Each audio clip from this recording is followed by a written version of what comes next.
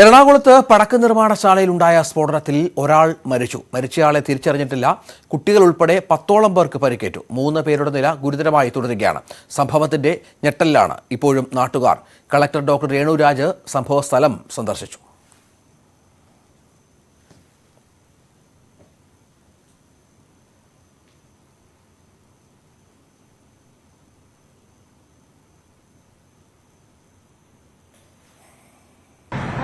വരാപ്പുഴയ്ക്ക് അടുത്തുള്ള ഒരു പഴയ കെട്ടിടത്തിൽ സൂക്ഷിച്ചിരുന്ന പടക്ക സാമഗ്രികൾ ഇന്ന് വൈകുന്നേരം 5:30 എക്സ്പ്ലോഷൻ ഉണ്ടാവുകയാണ് ചെയ്തത്.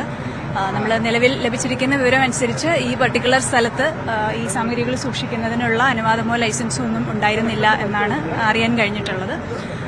ഇവിടെ നിന്ന് 6 പേർക്ക് പരിക്കുപറ്റി അടുത്തുള്ള സ്വകാര്യ ആശുപത്രിയിൽ പ്രവേശിപ്പിച്ചിട്ടുണ്ട്. അതിലൊരാൾക്ക് 40% പരിക്കും ബാക്കിയുള്ളവർക്ക് ചെറിയ തോതിലുള്ള പരിക്കുമുണ്ട്. ഇത് കൂടാതെ ഒരാൾ മരണപ്പെട്ടിട്ടുണ്ട്. അദ്ദേഹത്തിന്റെ ശരീരം നിലവിൽ നമ്മുടെ കളമശ്ശേരി മെഡിക്കൽ കോളേജ് മോർച്ചറിയിലേക്ക് മാറ്റിയിട്ടുണ്ട്. ആളെ ഐഡന്റിഫൈ ചെയ്യാൻ കഴിഞ്ഞിട്ടില്ല. സീരിയസ് ആയിട്ടുള്ള ബേൺസ് ഉണ്ടായിരുന്നു. നിലവിൽ ഉൾപ്പെടെയാണ് 6 പേര് മരിച്ച ഒരാൾ കളമശ്ശേരിയിലുള്ളത് കൂടാതെ 6 പേര് ആസ്റ്റർ മെഡിസിറ്റിയിൽ ഇപ്പോൾ കിട്ടുന്ന വിവരം അനുസരിച്ച് ഇവിടെ സംഭരിച്ചിരിക്കുകയായിരുന്നു എന്നാണ് മനസ്സിലാക്കുന്നത്. എന്തായാലും ഇവിടെ പടക്കം നിർമ്മിക്കുന്നതിനോ സംഭരിക്കുന്നതിനോ ലൈസൻസ് ഒന്നും ഉണ്ടായിരുന്നില്ല. അളവിൽ കൂടുതൽ ഉണ്ടായിരുന്നു മാഡം. അളവിൽ കൂടുതൽ ലൈസൻസ് ഇല്ലാത്തത് കൊണ്ട് പ്രത്യേകിച്ച് ഒരു പെർട്ടിക്കുലർ എമൗണ്ടിന് അനുമതിയൊന്നും ലഭിച്ചിരുന്നില്ല. അപ്പൊ അനുമതി കൂടാതെ തന്നെ സൂക്ഷിച്ചിരുന്നതാണെന്നാണ് മനസ്സിലാവുന്നത്. തീർച്ചയായിട്ടും ഉണ്ടാവും. നമ്മളിപ്പോ നിലവില് ആ ഒരു വീട് സൂക്ഷിച്ചിരുന്ന ഒരു വീട് പൂർണ്ണമായിട്ടും ചുറ്റുപാടുമുള്ള 4ഓളം വീടുകൾക്ക് ഭാഗികമായിട്ടും തകരാറ് സംഭവിച്ചിട്ടുണ്ട്. നാശനഷ്ടങ്ങൾ സംഭവിച്ചിട്ടുണ്ട്. മരിച്ചയാളെ തിരിച്ചറിഞ്ഞിട്ടില്ല. അതൊരു 50 വയസ്സിന് മേൽ പ്രായമുള്ള മെയിലാണെന്നാണ് അറിയാൻ കഴിഞ്ഞിട്ടുള്ളത്. ആളെ പൂർണ്ണമായി ഐഡന്റിഫൈ ചെയ്യാൻ കഴിഞ്ഞിട്ടില്ല. ഇടുക്കി നെടുങ്കണ്ടത്ത് റവന്യൂ ഓഫീസുകളിൽ കൂട്ട അവധി. സംഘടനാ സമ്മേളനത്തിനായാണ് ജീവനക്കാർ അവധിയെടുത്തത്. മിക്ക ഓഫീസുകളിലും നാമമാത്ര ജീവനക്കാരാണ് ഹാജരായത്. മുന്നറിയിപ്പില്ലാതെ കൂട്ട അവധിയെടുത്തത് നാട്ടുകാരെ ബുദ്ധിമുട്ടിലാക്കി. നെടുങ്കണ്ടത്ത് നടക്കുന്ന ജോയിന്റ് കൌൺസിൽ മേഖലാ സമ്മേളനത്തിനായാണ് ജീവനക്കാർ കൂട്ടാവധിയെടുത്തത്. നെടുങ്കണ്ടം സിവിൽ സ്റ്റേഷൻ പ്രവർത്തിക്കുന്ന ഉടുമ്പൻചോല താലൂക്ക് ഓഫീസിൽ ആകെയുള്ള 67 ജീവനക്കാരിൽ 35 പേരും അവധിയിലാണ്. ഭൂപതിവ് ഓഫീസ്, സർവേ, തെരഞ്ഞെടുപ്പ് വിഭാഗം, വിവിധ വില്ലേജ് ഓഫീസുകൾ എന്നിവിടങ്ങളിലും ആവശ്യത്തിന് ജീവനക്കാർ ഉണ്ടായിരുന്നില്ല. വിഷയങ്ങൾ നിലനിൽക്കുന്ന ഈ സാഹചര്യത്തിലാണ് നെടുങ്കണ്ടം പോലുള്ള ഈ പ്രദേശത്ത് അത് ഇതുപോലുള്ള ഉദ്യോഗസ്ഥന്മാരുടെ ഉദാസീനത ഈ പ്രദേശത്ത് ഉണ്ടാകുന്നുള്ളതാണ് നമുക്ക് പറയാൻ കഴിയുന്നത്. ഇതിനെതിരെ ശക്തമായ നിയമ നടപടികൾ സ്വീകരിക്കണമെന്ന് ഈ അവസരത്തിൽ ജീവനക്കാർ മുന്നറിയിപ്പില്ലാതെ കൂട്ട അവധിയെടുത്തത് നാട്ടുകാരെ ബുദ്ധിമുട്ടിലാക്കി. വിദൂര മേഖലയിൽ നിന്ന് വിവിധ ആവശ്യങ്ങൾക്കായി താലൂക്ക് ഓഫീസിൽ എത്തിയവർ സേവനം ലഭ്യമാകാതെ തിരികെ മടങ്ങി. ന്യൂസ് 18 നെടുങ്കണ്ടം. സംസ്ഥാനത്ത് വിവിധ ഇടങ്ങളിലായി KSRTC ബസ് അപകടത്തിൽപ്പെട്ട 4 മരണം. കൊല്ലം ചടയമംഗലത്ത് വാഹന അപകടത്തിൽ 2 വിദ്യാർത്ഥികൾ മരിച്ചു. പുനലൂർ സ്വദേശികളായ അഭിജിത്ത്, ശിഖ എന്നിവരാണ് മരിച്ചത്. ഇവർ സഞ്ചരിച്ചിരുന്ന ബൈക്കിനെ KSRTC ബസ് ഓവർടേക്ക് ചെയ്യുമ്പോഴായിരുന്നു അപകടം. കൊല്ലം പന്മനയിൽ KSRTC ബസ് ഇടിച്ച് സൈക്കിൾ യാത്രികൻ മരിച്ചു. പന്മല മുല്ലക്കേരി കടുവിനാൽ വീട്ടിൽ താഹയാണ് മരിച്ചത്. കാസർഗോഡ് KSRTC ബസ്സിനടിയിൽപ്പെട്ട് സ്കൂട്ടർ യാത്രക്കാരന് ദാരുണാന്ത്യം ഉണ്ടായി. മൊഗ്രാൽ പുത്തൂർ കടവത്ത് മൊഗറിലെ ഫാസിൽ തബ്ഷീറാണ് മരിച്ചത്.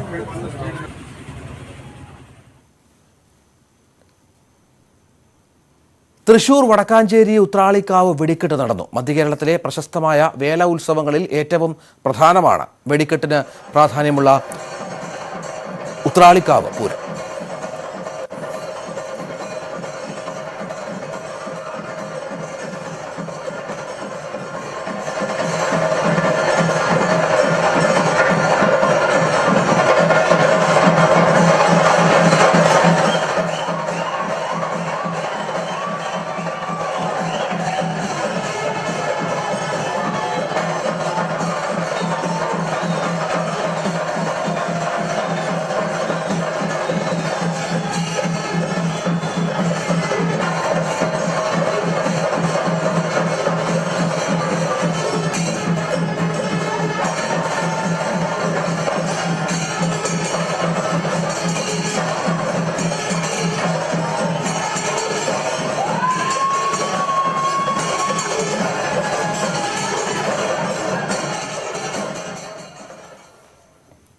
പെൺകുട്ടിക്ക് നേരെ ലൈംഗിക അതിക്രമം നടത്തിയ കേസിൽ യുവാവിന് 24 വർഷം കഠിന തടവും 1,70,50,000 രൂപ പിഴയും ശിക്ഷ. തേങ്കുറിച്ചി സ്വദേശി നിത്തിനെയാണ് ശിക്ഷിച്ചത്. പട്ടാമ്പി ഫാസ്റ്റ് ട്രാക്ക് കോടതിയാണ് ശിക്ഷ വിധിച്ചത്. പിഴ സംഖ്യ ഇരയ്ക്ക് നൽകാനും വിധിയായി. കേസിൽ 22 രേഖകൾ ഹാജരാക്കി 20 സാക്ഷികളെ വിസ്തരിച്ചു. ഇടുക്കിയിൽ വീണ്ടും കാട്ടാന ആക്രമണം. BL റാമിൽ വാഹനത്തിന് നേരെയും പെരിയ കനാലിൽ പെട്ടിക്കടയ്ക്ക് നേരെയും ആനയുടെ ആക്രമണമുണ്ടായി. ആന റോഡിൽ നിന്നതിനെ തുടർന്ന് മണിക്കൂറുകൾ ഗതാഗതം തടസ്സപ്പെട്ടു. തോട്ടം തൊഴിലാളികളുമായി എത്തിയ വാഹനത്തിന് നേരെയാണ് ചക്കക്കൊമ്പന്റെ ആക്രമണമുണ്ടായത്. തൊഴിലാളികളെ ഇറക്കിയ ശേഷം വാഹനം റോഡരികിൽ നിർത്തിയിട്ടിരിക്കുകയായിരുന്നു. വാഹനത്തിന്റെ മുൻവശത്തെ ഗ്ലാസ് തകർത്ത ആന റോഡിൽ നിലയുറപ്പിച്ചതോടെ ഗതാഗതവും തടസ്സപ്പെട്ടു. ആനയെ കണ്ട് ജീപ്പ് പുറകോട്ട് എടുക്കുന്നതിനിടെ ബൈക്കിൽ ഇടിച്ച് ബൈക്ക് യാത്രക്കാരന് നിസാര പരിക്കേറ്റു. 3 ആനകൾ മേഖലയിൽ തമ്പടിച്ചിട്ടുണ്ട്. അരിക്കൊമ്പന്റെ ആക്രമണത്തിലാണ് പെരിയ കനാലിലെ പെട്ടിക്കടയ്ക്ക് നാശനഷ്ടമുണ്ടായത്. കടയെ ரொம்ப നഷ്ടപ്പെട്ട് ഇതോടെ ഒരു 5 തടവ കടയെ ഇങ്ങനെ യാന ഇടിച്ച് சேதப்படுத்திட்டு ஒரே ஒரு அரிக்கொம்பன்ற யானை. പിന്നെ இப்பயும் ரொம்ப கஷ்டம்தான். அதுக்கு நீங்க ஏதாவது உதவி செஞ்சா நல்லா இருக்கும். കടയുടെ തകര ഷീറ്റുകളും സമീപത്തെ ദിശാബോർഡും അരിക്കൊമ്പൻ നശിപ്പിച്ചു. മുൻപ് 5 തവണ സുബ്രഹ്മണ്യന്റെ കടയ്ക്ക് നേരെ ആനയുടെ ആക്രമണമുണ്ടായിട്ടുണ്ട്. ന്യൂസ് 18 ഇടുക്കി. കൊല്ലം അച്ചൻകോവിലിൽ കുഴിഭാഗത്ത് ജനവാസ മേഖലയിൽ കാട്ടാന ഇറങ്ങി. പുലർച്ചെ 6 മണിയോടെയായിരുന്നു സംഭവം. സമീപത്തെ വീടിന്റെ വേലി തകർത്ത കാട്ടാന ഏറെ നേരം അടുത്തുള്ള റബ്ബർ എസ്റ്റേറ്റിൽ നിലയുറപ്പിച്ചു. തുടർന്ന് നാട്ടുകാർ ബഹളം വെച്ച് ആനയെ കാട്ടിലേക്ക് തിരിച്ചയച്ചു. കുഴിഭാഗം പ്രദേശം ഇതുവരെ കാട്ടാന ശല്യം ഉണ്ടായിട്ടില്ലാത്ത മേഖലയായതിനാൽ നാട്ടുകാർ ഭീതിയിലാണ്. പുനലൂരിൽ നിന്നും വനംവകുപ്പ് ഉദ്യോഗസ്ഥരുടെ സംഘമെത്തി പ്രദേശത്ത് ക്യാമ്പ് ചെയ്തു.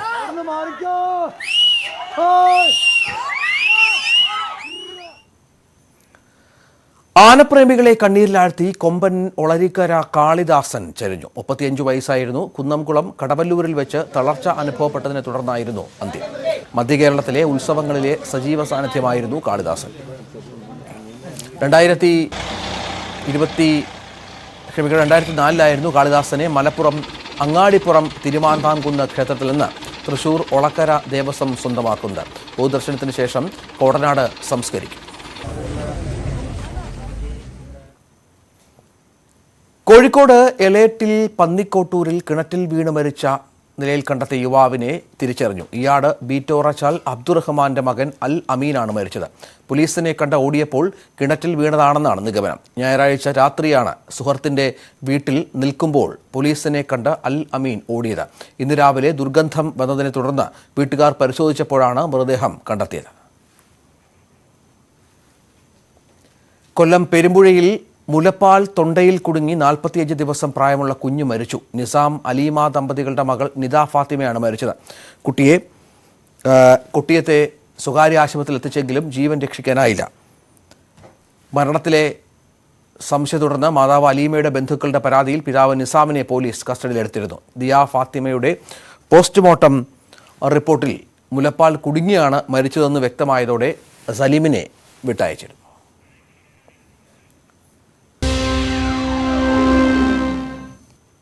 കണ്ണൂർ ആലക്കോട് അരങ്ങം ബൈപ്പാസ് റോഡിലൂടെയുള്ള യാത്ര ദുഷ്കരമാകുന്നു. നിർമ്മാണ പ്രവൃത്തിയുടെ ഉദ്ഘാടനം കഴിഞ്ഞിട്ടും ടാറിംഗ് വൈകുന്നത് പ്രതിസന്ധിയാവുകയാണ്. 1 കിലോമീറ്റർ ദൈർഘ്യമുള്ള റോഡിന് 20 ലക്ഷം രൂപയാണ് ജില്ലാ പഞ്ചായത്ത് ടാറിങ്ങിനായി അനുവദിച്ചത്.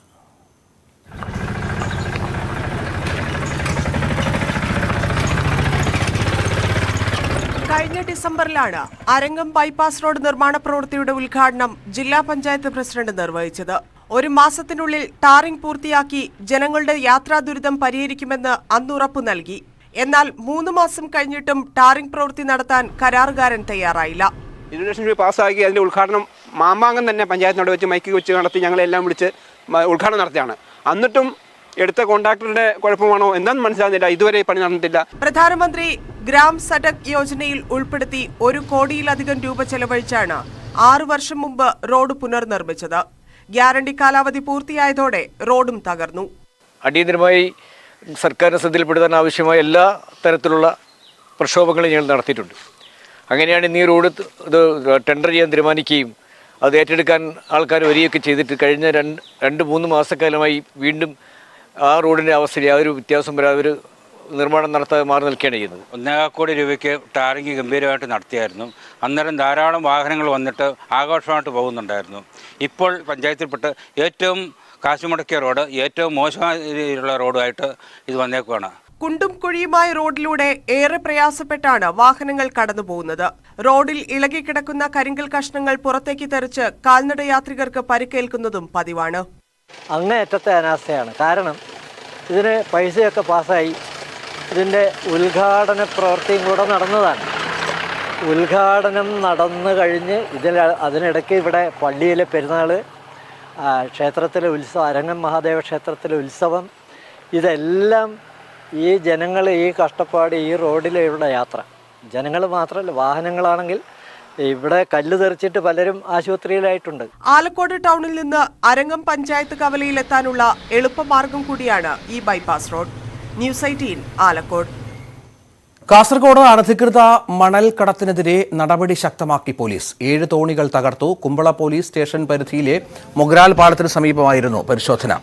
വെള്ളത്തിൽ താഴ്ത്തി നിലയിൽ ഉണ്ടായിരുന്ന 7 തോണികളാണ് JCB ഉപയോഗിച്ച് തകർത്തത്. മണൽക്കടത്തിനായി സ്വകാര്യ വ്യക്തികളുടെ പറമ്പിലൂടെ വെട്ടിയ റോഡുകളും പോലീസ് അടപ്പിച്ചു. ഇ പോസ്റ്റ് മെഷീൻ പണിമുടക്കിയതോടെ കോതമംഗലം താലൂക്കിലെ കടകളിൽ റേഷൻ വിതരണം മുടങ്ങി. ഈ മാസത്തെ റേഷൻ വാങ്ങുന്നതിനുള്ള അവസാന ദിവസമായിരുന്നു ഇന്ന്. നിരവധി പേരാണ് റേഷൻ വാങ്ങാൻ മണിക്കൂറുകൾ കാത്തുനിന്നത്. സെർവർ പണിമുടക്ക് പതിവായതോടെ വലിയ ബുദ്ധിമുട്ടിലാണ് ഉപഭോക്താക്കൾ. വാങ്ങാൻ കഴിയാത്തവർക്ക് റേഷൻ ലഭ്യമാക്കാൻ സർക്കാർ നടപടി സ്വീകരിക്കണമെന്നും വ്യാപാരികൾ ആവശ്യപ്പെട്ടു. കോട്ടക്കലിൽ കിണറിൽ മണ്ണിടിഞ്ഞ് വീണ് ഒരാൾ മരിച്ചു. കോട്ടക്കൽ സ്വദേശി അലി അക്ബറാണ് മരിച്ചത്. 2 അലിക്ക് പുറമെ മറ്റൊരു തൊഴിലാളിയും മണ്ണിനടിയിൽ കുടുങ്ങിയിരുന്നു. ഇതിൽ അഹദിനെ 3.5 മണിക്കൂർ നീണ്ട പരിശ്രമത്തിനൊടുവിൽ രക്ഷപ്പെടുത്തി. എന്നാൽ അലിയെ പുറത്തെത്തിക്കാനായില്ല.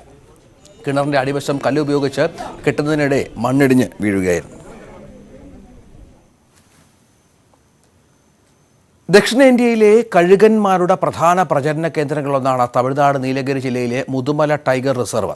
മായർ പള്ളകത്തൂവിലും സിംഗൂർ വനത്തിലുമായാണ് മാംസാവശിഷ്ടങ്ങൾ തിന്നുന്ന കഴുകന്മാരുടെ കൂടുകൾ കൂടുതലായി കാണുന്നത്. ഈ പക്ഷികളുടെ എണ്ണം ക്രമാതീതമായി കുറഞ്ഞ സാഹചര്യത്തിലാണ് 3 സംസ്ഥാനങ്ങളിലെ തോട്ടിപ്പണി കഴുകന്മാരുടെ എണ്ണം കണക്കാക്കുന്നതിനായി സംയോജിത തോട്ടിപ്പണി കഴുകൻ സർവേ നടത്തുന്നത്. കേരളം, കർണാടകം, തമിഴ്നാട് സംസ്ഥാനങ്ങളിലെ വിവിധ വന്യജീവി സങ്കേതങ്ങളായ മുതുമല, ബന്ദിപ്പൂർ, മുത്തങ്ങ, നാഗർഹോള വനമേഖലകളിലാണ് സംയോജിതമായി തോട്ടിക്കഴുകന്മാരുടെ എണ്ണം കണ്ടെത്താൻ സർവേ നടത്തിയത്. ദക്ഷിണേന്ത്യയിലെ തോട്ടിക്കഴുകന്മാരുടെ ഏക പ്രജനന കേന്ദ്രമായ മുതുമല വനത്തിൽ നടന്ന സർവേയിൽ 30 ടീമുകൾ പങ്കെടുത്തു. വനം ഉൾപ്പെടെ ചുറ്റുമുള്ള പ്രദേശങ്ങൾ വൃത്തിയായി സൂക്ഷിക്കുന്നതിൽ ഈ കഴുകന്മാരുടെ പ്രാധാന്യം ഏറെയാണ്. ഇത്തരത്തിലുള്ള കഴുകന്മാർ ഒരു കാലത്ത് ലക്ഷക്കണക്കിനുണ്ടായിരുന്നു. എന്നാൽ വിവിധ കാരണങ്ങളാൽ ഇവ ചത്തൊടുങ്ങി. 100 കണക്കിന് എണ്ണം മാത്രമേ ഇപ്പോൾ നിലവിലുള്ളൂ. ദക്ഷിണേന്ത്യയെ സംബന്ധിച്ചിടത്തോളം ഇപ്പോൾ 100-ൽ താഴെ മാത്രമാണ് കഴുകന്മാർ അവശേഷിക്കുന്നത്. പ്രത്യേകിച്ച് 3 തരം മാംസാവശിഷ്ടങ്ങൾ തിന്നുന്ന കഴുകന്മാരാണ് ഉള്ളത്. അതായത് വൈറ്റ് റാംബഡ് വൂൾച്ചർ, കിങ് വൂൾച്ചർ, ലോങ് ബിൽഡ് വൂൾച്ചർ എന്നിവയാണ് ഇവ. ஒரு 30-40 வருஷமாக வந்து அதிகப்படியான விலங்குகள் மட்டுமில்லாத மாடுகளும் இங்கே இருக்குது. ஸோ அந்த மாடுகளை வந்து பட்டியலில் இட்டு வளர்த்துருக்காங்க. அதுக்கு வந்து ஸ்பெசிஃபிக்கான மருந்து, இந்த டைக்ளோஃபெனக் அதெல்லாம் கொடுக்காத காரணத்தினால வந்து அதுக்கு வந்து கண்டினியூஸான ஒரு ஃபீட் கிடச்சிருக்கு. ஸோ அதனால் வந்து இங்கே வந்து ஒரு வல்ச்சர் பாப்புலேஷன் ஸ்டில் வந்து கண்டினியூஸாக வந்து த்ரைவ் ஆகிட்டுருக்கு. ஸோ அது ஒரு മുഖ്യமான കാരണമായി കരുതുന്നു. വനം വകുപ്പുമായി ചേർന്നാണ് സന്നദ്ധ പ്രവർത്തകർ ഈ പ്രവർത്തനം നടത്തുന്നത്. മാംസബുക്കുകളായ മൃഗങ്ങളുടെ എണ്ണം വർദ്ധിച്ചതും കന്നുകാലികളിൽ ഉപയോഗിച്ചിരുന്ന വേദന സംഹാരിയും ഇവയുടെ മരുന്നുകളുടെ പാർശ്വഫലങ്ങളും തോട്ടിക്കഴുകന്മാരുടെ വംശത്തിന്റെ എണ്ണം കുറയ്ക്കാൻ കാരണമായതായാണ് കണ്ടെത്തിയിട്ടുള്ളത്. ന്യൂസ് 18 വയനാട്. കോഴിക്കോട് കൊടിയത്തൂരിൽ ഗ്രാമപഞ്ചായത്ത് അംഗത്തിന്റെ കുത്തിയിരിപ്പ് സമരം. റോഡ് പ്രവൃത്തിയുടെ ഭാഗമായി പൈപ്പ് പൊട്ടി കുടിവെള്ളം മുടങ്ങിയിട്ട് 3 മാസമായിട്ടും നടപടിയെടുക്കാത്തതിലാണ് പ്രതിഷേധം. ഗ്രാമപഞ്ചായത്ത് അംഗം ഫസൽ കൊടിയത്തൂരാണ് സമരം ആരംഭിച്ചത്. പിന്തുണയുമായി ഗ്രാമപഞ്ചായത്ത് പ്രസിഡന്റ് ഷംലൂലത്ത്, പഞ്ചായത്ത് മെമ്പർമാർ എന്നിവരും സ്ഥലത്തെത്തി. ട്രെയിനിൽ നിന്നും തെറിച്ചു വീണയാളെ RPF രക്ഷപ്പെടുത്തി. ഒലവക്കോട് റെയിൽവേ സ്റ്റേഷനിലാണ് സംഭവം. ഇന്നലെ ഉച്ചയ്ക്കാണ് സംഭവം. പ്ലാറ്റ്ഫോമിലേക്ക് തെറിച്ചു വീണയാളെയാണ് അത്ഭുതകരമായി രക്ഷപ്പെടുത്തിയത്. തലനാഴിക്ക് അപകടം ഒഴിവായതെന്ന് CCTV ദൃശ്യങ്ങളിൽ വ്യക്തമാണ്.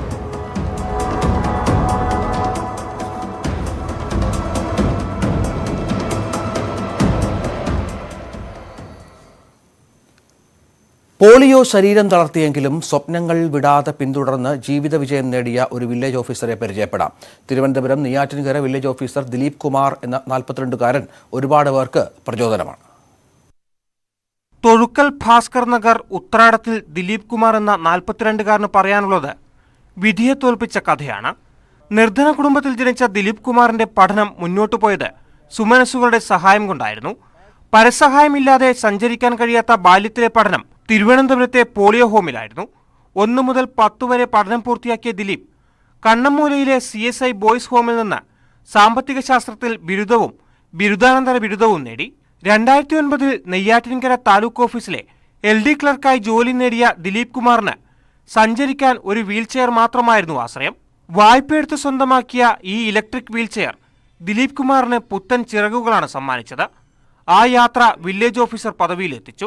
എല്ലാവരും എന്നോട് ഇതുപോലത്തെ വാഹനങ്ങൾ ചെയ്ത് വീട്ടിൽ പുറത്തിറങ്ങാതെ ഇരിക്കുന്ന പൈസയുള്ളവരും പൈസ ഇല്ലാത്തവരുമായ ആൾക്കാർ എങ്ങനെ പുറത്തിറങ്ങാം എന്നുള്ള രീതിയിൽ ആലോചിക്കുന്നുണ്ട്. ഒരുപാട് സംഘടനകൾ എന്നെ കോൺടാക്ട് ചെയ്യുന്നുണ്ട്. ഇതുപോലത്തെ വീൽ ചെയർ പാവപ്പെട്ടവർക്ക് എങ്ങനെ കൊടുക്കാം എന്നതിനെക്കുറിച്ച് ആലോചിക്കുന്നുണ്ട്. ഈ കാറ് വാങ്ങിയിട്ട് ഓടിക്കാൻ പറ്റാതിരിക്കുന്ന ആൾക്കാർ എങ്ങനെ കാറ് ഓടിച്ചില്ലെങ്കിൽ പോലും വേറൊരാൾ ഓടിച്ചാലും നമുക്കൊരു റാമ്പ് ഉണ്ടെങ്കിൽ ആരുടെ സഹായം ഇല്ലാതെ വീൽ ചെയർ കയറി ഇരിക്കാമല്ലോ, കാറിൽ കയറാമല്ലോ, അങ്ങനെ ചെയ്യുന്ന ആൾക്കാരുണ്ട്. അപ്പോൾ ഒരുപാട് കോൾസ് വരുന്നുണ്ട്. അത് തന്നെയാണ് എനിക്ക് വലിയ സന്തോഷം തരുന്നത്. പിന്നെ എൻ്റെ ഒരു അനുഭവം വെച്ചിട്ട് ഓരോ ആഗ്രഹങ്ങളും എന്നെ പാഷനാണ്. അത് ആ പാഷന് വേണ്ടിയിട്ട് നമ്മൾ പുറകെ പോയാൽ എനിക്ക് തോന്നുന്നു അത് നടക്കും.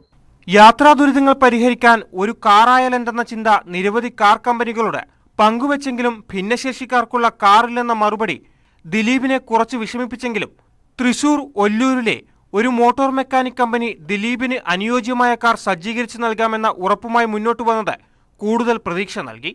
തുടർന്ന് ഇലക്ട്രിക് വീൽചെയറിന്റെ മാത്രം സഹായത്തോടുകൂടി പരസഹായമില്ലാതെ സഞ്ചരിക്കാൻ കഴിയുന്ന കാർ എന്ന ദിലീപിന്റെ സ്വപ്നം യാഥാർത്ഥ്യമായി. വിനയാണ് ദിലീപിന്റെ ഭാര്യ. ഉത്തരയും ഉണ്ണിമായയും മക്കൾ.